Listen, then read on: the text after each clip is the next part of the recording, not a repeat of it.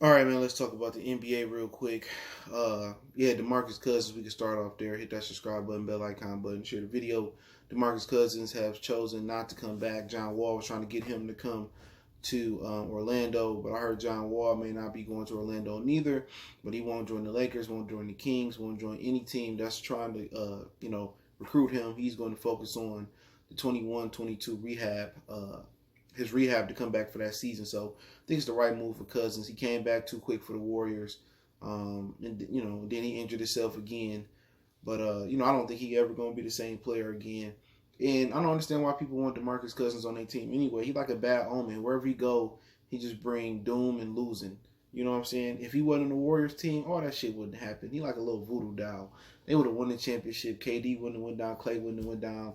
None of that would have went down the way it did. And I just think DeMarcus Cousins is just gonna be a loser his entire career as far as an NBA player. You feel what I'm saying? He just don't play winning basketball, and for what he's gonna have to turn into, with not being able to take people off the dribble and do all that scoring shit, he got to turn into a better defensive player. He got to turn into a tougher player on defense. He got to do the small things, and I don't just think he'd be able to make that adjustment like Chris Bosh did going to Miami. I think his adjustment gonna look like kind of like Kevin Love when he finally got LeBron, where he's just gonna be a glorified Sam Perkins, a stretch five. I just don't see him bouncing back, really having a strong career. Obviously, he turned down that big contract in New Orleans, and he had a Spreewell moment now.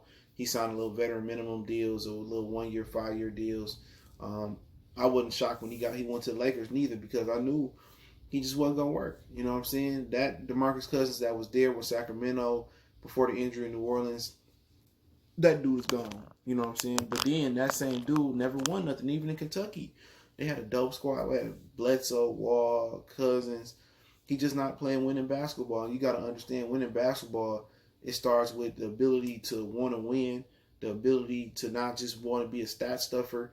You got to have the ability to play defense and be tough and anchor the middle. He just don't have those things, man. So, like I said before, he might have been a little bit too heavy too throughout his career. Those things do happen when you're too heavy. You play 82 games. At some point, your body gonna break down. That's why LeBron started to cut his weight when he got up to like the 260s, almost to the 270s. LeBron made the proper adjustment to cut the weight so he can have longevity. He take care of his body, and I don't think Cousins is one of those dudes to take care of his body. I like his game, you know what I'm saying, but he just won't play winning basketball. So I think it was the right decision for DeMarcus Cousins to rehab his body, man. So yeah, don't come back too quick. Try to get the most out of rehab and strengthen these body parts up. And it's just not strengthening the knee or whatever he injured his Achilles. You got to strengthen every part of your body to to really accommodate that muscle, really not break down. So best of luck to him. Hopefully he get back to form, but I think he's gonna be like Grant Hill or Antonio McDyess. He has to change his game a little bit, but he can change his game. Antonio McDyess went from a high flyer, one of the best players in the league at the time. People forget how good he was in Denver, to a guy that became a better defender, a mid-range shooter. He was more a finesse guy. Cousins gonna have to learn to be a better defender. He's gonna have to learn to anchor a defense. He got to learn how to, just play with his back to the basket a lot more, which he can, and just give people what they give him. I think he's gonna be a 25, 30-minute player per night or every other night for certain teams. So for him, hey, best of luck to him. I just ain't a believer. Also, we can talk about Jason Kidd. Jason Kidd is supposed to be interviewing for the New York Knicks job. I worked through the grapevine. I thought that was going to get Tom Thibodeau, but they saying that a lot of teams may consider that's in the running for Giannis when he be a free agent next summer. A lot of people are considering trying to bring in Jason Kidd to lure Giannis out of the Kupo, try to lure him to their team. So I don't see Miami getting rid of Eric Spoelstra. So they trying to get Oladipo or Giannis. So I don't see that happening. So obviously Milwaukee, they might, if Giannis really gonna leave, they might want to sign and trade him. But also he got the power too in the sign and trade to go where you want to go, because he don't have to sign a contract extension.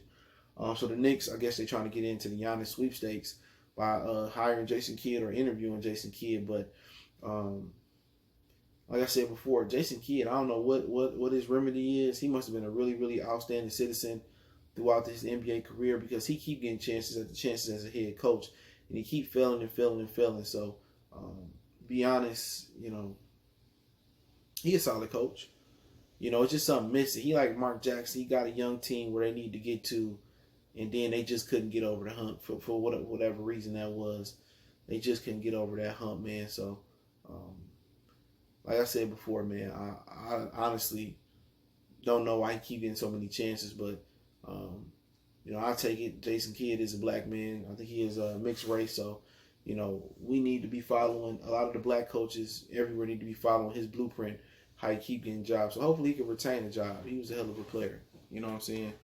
So, you know, at the end of the day, we'll see what happens with Jason Kidd and what goes on with him. But also, you know, what's his name? Davis, Bataran from the Washington Wizards, and Trevor Ariza has opted out of you know, the NBA restart. Trevor Ariza has opted to visit with his son on the Davis, Bataran, whatever his name is, Bertrand from the Washington Wizards, kind of fake Brian Scalabrine. He might be better than Brian Scalabrine though. He got free agency coming up, so that's the issue. A lot of players are, you know, not wanting to do the NBA restart because, you know, they might have a contract coming up. So the NBA has enhanced the insurance policy on the players that will be playing in the bubble. So just a little bit of NBA talk. Appreciate everybody for checking in. Don't forget me on Facebook, Instagram, Twitter. Reach out if you got business questions, inquiry, sponsorship, video requests. Keep sharing videos. Want to make a donation to the channel? Cash App, PayPal, description. Check out NBA Talk playlist.